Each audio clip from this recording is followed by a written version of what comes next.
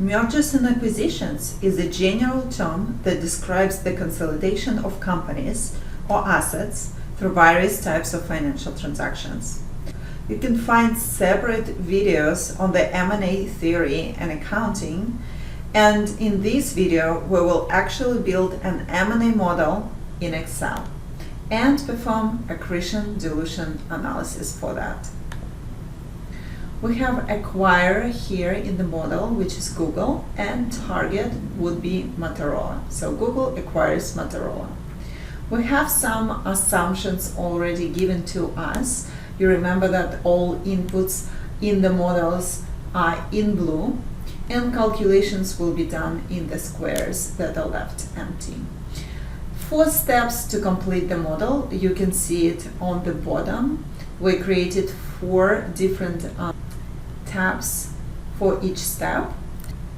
So in the first step, we will put together deal assumptions, or something already given to us. We need to complete some of the things, such as percentage of cash when we know that percentage of stock is 50%. We need to complete acquire new borrowing, annual financing fee amortization, asset write-ups, and incremental D&A expense.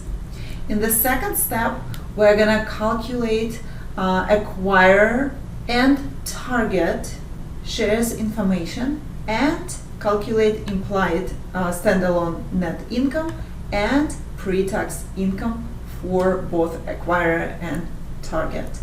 In the third step, we will calculate pro forma net income. Pro forma earnings describe a financial statement that has hypothetical amounts or estimates built into the data to give a picture of a company's profits if certain non-recurring items were excluded.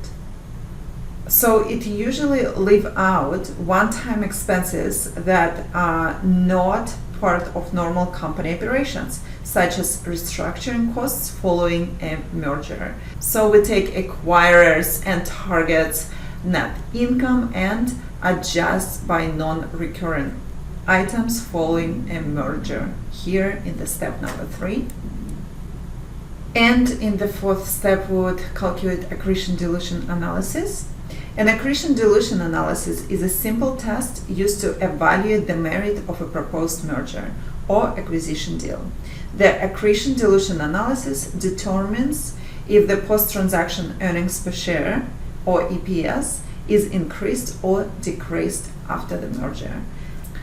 This is a crucial value to calculate to understand if a potential deal is a success.